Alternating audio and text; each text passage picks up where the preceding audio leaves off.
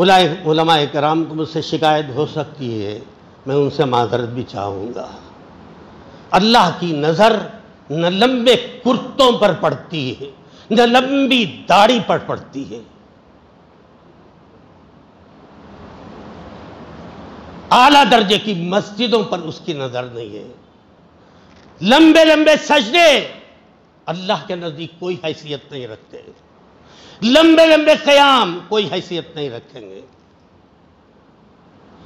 کوئی ایک سجدہ 10 منٹ کا کر رہا ہے، کوئی 1 سیکنڈ کا سجدہ کرتا ہے۔ ہو سکتا ہے اللہ کے نزدیک 1 سیکنڈ کا سجدہ پسند ہو، 10 منٹ کا سجدہ ناپسند ہو۔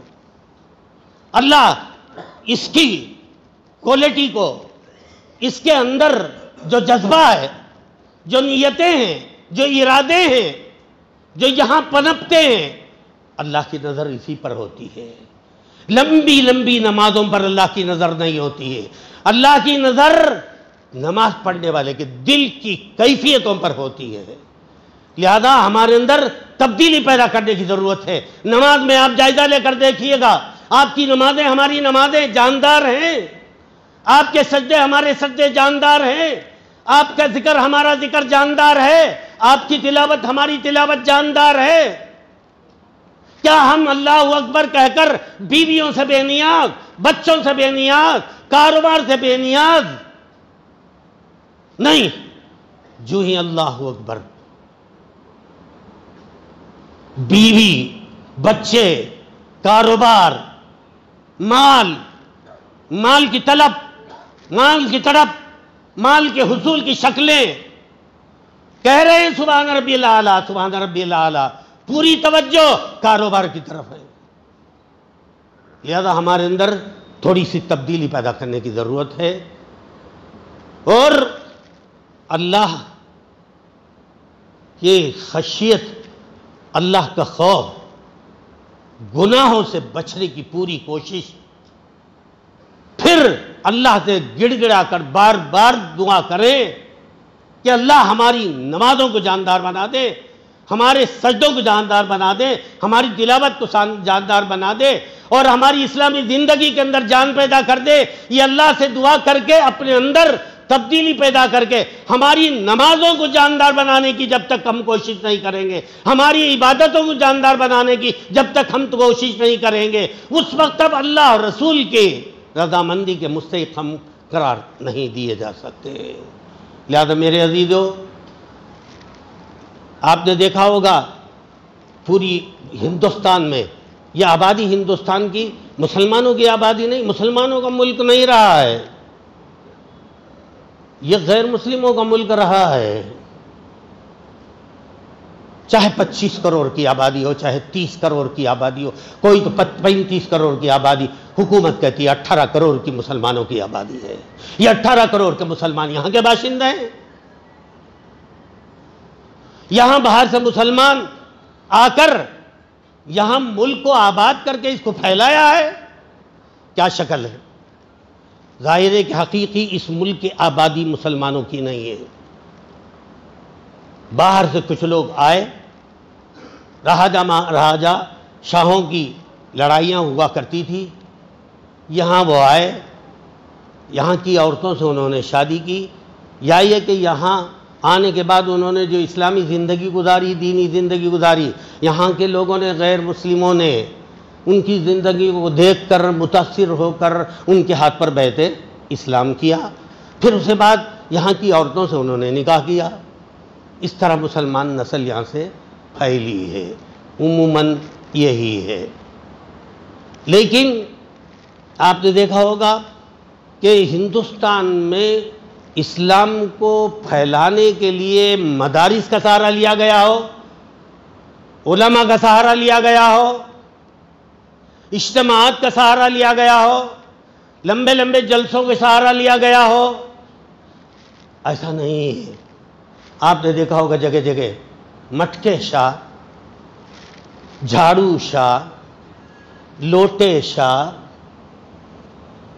بچو شاہ، مزارات بنے ہوئے ہیں۔ آغاز میں انہی صوفیہ اولیاء اللہ جو مختلف درگاہوں میں دفن ہیں،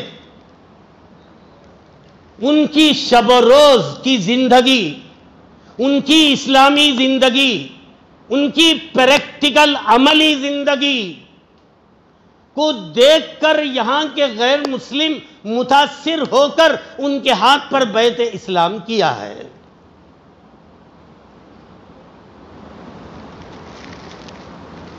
سمجھے آپ؟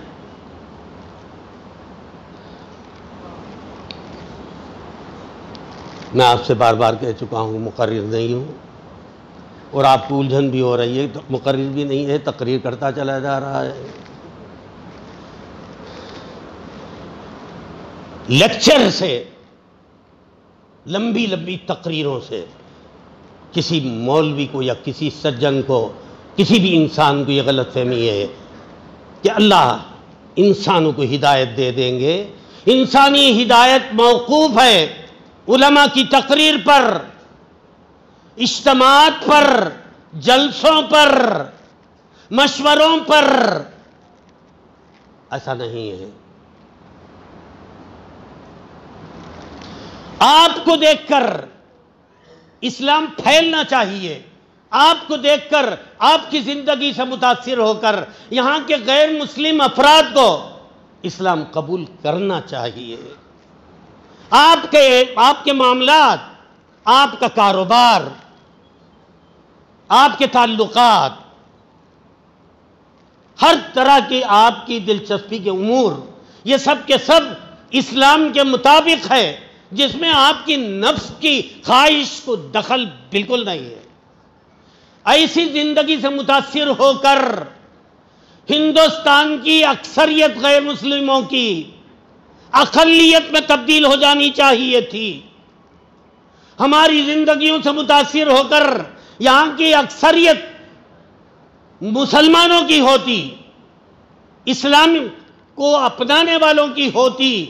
ہمارے احوال کو دیکھ کر، ہماری شب و روز کو دیکھ کر، ہماری نمازوں کو دیکھ کر، ہمارے اخلاق و کردار کو دیکھ کر، اور ہماری دوسروں کے ساتھ ہمدردی کو دیکھ کر، ہم پڑوس کے حقوق کا خیال رکھنے والے، یہ حقوق کے خیال رکھنے کا جذبہ ہمارے اندر پیدا ہوتا ہے۔ ہم دوسروں کی ضرورت کو ترجیح دیتے ہیں، ہم دوسروں کی نیک نامی کی فکر کرتے ہیں اور دوسروں کی ضرورت کی تکمیل کی کوشش کرتے ہیں، غریبوں کی امداد کرتے ہیں، فیاضی کرتے ہیں۔ ان تمام کاموں کو دیکھ کر جو دو قوم دنیا میں رہتی ہے، متاثر ہو کر اس کو اسلام قبول کرنا چاہیے۔ آزادی کے وقت میں حالات اس قسم کے تھے، آپ کامیاب ہو سکتے تھے۔ اب آپ اٹھا کر دیکھیں، مسلمان شراب پینے لگا ہے، غیر مسلم گوشت کھانے لگا ہے۔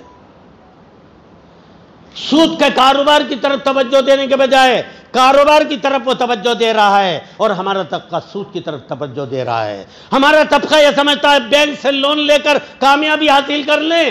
ہرگز نہیں، ہرگز نہیں، بالکل ذہن میں بٹھا لیجئے۔ اسلامی اقتصادیات گواہ ہے، سود کے بلبوتے پر جو نظام قائم رہے گا وہ ختم ہو جائے گا۔ اس کے اندر بزدلی پیدا ہوگی، ہمت اور جرأت اس کے اندر پیدا نہیں ہوگی۔ جو قوم رشوت خور ہے، جو قوم سود خور ہے، جو قوم شراب پیتی ہے، وہ کبھی بھی سرخرو کامیاب نہیں ہو سکتی۔ لہذا اگر ہمیں کامیابی حاصل کرنی ہے تو پیغمبر کے طریقے کو اپنائے بغیر کوئی کامیابی نہیں حاصل ہو سکتی ہے۔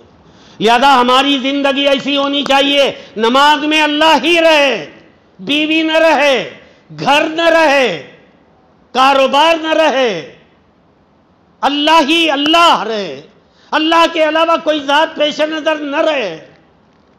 ہماری نمازوں میں کتنی کمیاں پائی جاتی ہیں آپ اچھی طرح جانتے ہیں۔ نماز میں کھڑے ہوئے ہیں اور آپ ایک رکعت کے بعد آتے ہیں، کبھی کبھی پہلی ہی رکعت میں آ کر شریک ہو جاتے ہیں۔ جب امام سلام پھیرنے لگتا ہے تو ہم سوچتے ہیں ہماری رکعت چھوٹی نہیں چھوٹی، ایک چھوٹی، دو چھوٹی۔ برابر کے صوفی کو ہم دیکھ رہے ہیں، یوں کھڑا ہو گیا تو ہم بھی اللہ اکبر، مسئلے مسائل سے ناواقفیت، 4 رکعت کی نماز پڑھ رہے ہیں، دوسری رکعت کے قاعدے میں آپ بیٹھے ہوئے ہیں اور اتحیات پڑھنے کے بعد آپ کو درود نہیں پڑھنا ہے، کھڑے ہو جانا ہے تیسری رکعت کے لیے. کتنی مرتبہ آپ درود پڑھ لیتے ہیں؟ کیا اس کی تلافی کرتے ہیں آپ؟ کیا مسئلہ ہے آپ کو پتا ہے؟ 4 رکعت کی نماز میں 2 رکعت کے بعد چونکہ روٹین بنا ہوا ہے، اتحیات کے بعد کیا پڑھتے ہیں؟ درود ابراہیم پڑھتے ہیں. 4 رکعت کی نمازوں میں پتہ نہیں کیا حرکت کرتے ہیں. 1 رکعت کے بعد آیا نمازی اور اٹھ کے کھڑے ہو کر یہ سوچنے لگتا ہے کہ میں 1 رکعت چھوٹی یا 2 رکعت چھوٹی، اور اس کے ساتھ یہ دیکھتا ہے کہ یہ اگر رکوع کرے تو یہ بھی رکوع کرتا ہے، اور اگر یہ کھڑا ہو جاتا ہے دوسری رکعت کے لیے یہ بھی دوسری رکعت کے لیے کھڑا ہو جاتا ہے. برا نہ مانیں آپ، ہمارے ساتھ پیش آتا ہے، ہمارے ساتھ پیش آتا ہے، ہم اس کی تلافی کی کوشش کرتے ہیں. ایسا کیسا ہو سکتا ہے؟ اللہ کے آپ بہت زیادہ پیارے بندے ہیں، آپ کے ساتھ پیش نہیں آتا ہے. اللہ کے رسول کے ساتھ پیش آیا ہے. بھول تو اللہ کے رسول سے بھی ہوئی ہے، بھول تو اللہ کے رسول سے بھی ہوئی ہے. صحابہ نے سلام پھیرنے کے بعد پوچھا قصرت الصلاۃ ام نسیت یا رسول اللہ، قصرت الصلاۃ ام نسیت یا رسول اللہ، کیا نماز لمبی کے بجائے مختصر ہو گئی یا آپ بھول گئے یا رسول اللہ نماز میں؟ پیغمبر نے فرمایا نسیتو، بھول گئے، تلافی ہوئی. تو روزمرہ کے ہماری عبادتوں کو دیکھیے کتنی جاندار ہے، کتنی بے جان ہے. لہذا میں یہ شادی بیاہ کے موقع پر جو مختلف قسم کے لوگوں کے مختلف جذبات ہیں، سادی سیدھی شادی ہے، ہر ایک نے یہاں تلاوت کی. سب سے بابرکت نکاح وہی نکاح ہے جس میں خرچہ کم ہوا ہو، بوجھ کم ہوا ہو، جس میں جہیز وغیرہ کا کوئی مسئلہ نہیں ہے، گاڑیوں کا کوئی مطالبہ نہیں ہے، 2 ویلر کا کوئی مطالبہ نہیں، 4 ویلر کا کوئی مطالبہ نہیں ہے، زیورات کا کوئی مطالبہ نہیں، سونے اور چاندی کا کوئی مطالبہ نہیں، گھر کا کوئی مطالبہ نہیں، بیوی کے نام پر جائیداد کا کوئی مطالبہ نہیں. جو انتہائی کم خرچ والا نکاح ہوگا وہی بابرکت ہوگا، بابرکت ہوگا. آپ علماء کرام سے مل کر اس کی تفصیلات معلوم کیجئے بابرکت ہونے کا کیا مطلب ہے. دولت آپ کے پاس بے پناہ ہو جائے گی مگر یہ پریشان رہے گا، یہ پریشان رہے گا. اس کے اور اس کے سکون کے لیے اوپر والے کو راضی کرنا اور رسول اللہ کو راضی کرنا ضروری ہے. اس کے بغیر اس کا اور اس کا سکون آپ کو نصیب نہیں ہوگا. گاڑیاں ہیں، فارچونر 4 گاڑیاں کھڑی ہیں لیکن رات میں نیند نہیں آتی. لوگ دیکھ رہے ہیں بہت کاروبار ترقی کر رہا ہے، فیکٹری چل رہی ہے، 4 5 گاڑیاں ہیں، لوڈنگ ان لوڈنگ کا سلسلہ چل رہا ہے، مگر رات میں حضرت جب سوتے ہیں تو نیند نہیں آتی، گولیاں کھا کر سونا پڑتا ہے. دیکھنے میں بہت چمکدار ہے اس کی زندگی، لہذا آپ کو ان ظاہری چمک دمک کو نہیں دیکھنا ہے. آپ اصلی زندگی رسول اللہ کے بتائی ہوئی زندگی کے مطابق اس طرح زندگی گزارے یہاں کی اکثریت مسلمان ہو جائے.